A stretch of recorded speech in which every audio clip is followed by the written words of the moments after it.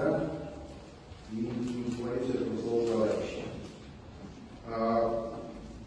Очень рад приветствовать всех собравшихся на сегодняшнем форуме, и гостей, и организаторов, и профессионалов туристической области.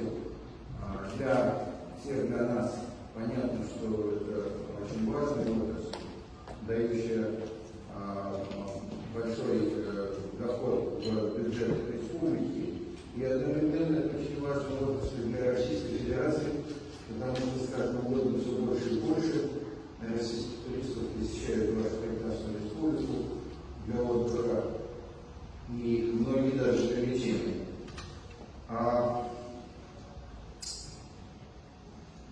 Важно, что это международное мероприятие объединяет и туроператоров, и ательеров, и предпринимателей, и общественных деятелей из разных регионов Абхазии и гостей Российской Федерации.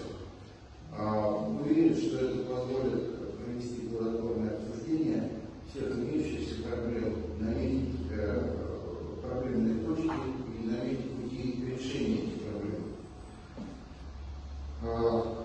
Исходим из того, что главным итогом форума должно стать формирование благоприятных условий для инвестирования в наиболее перспективные проекты, дело создания новых партнерских связей по развитию туризма в разных областях: детского, спортивного, тематического.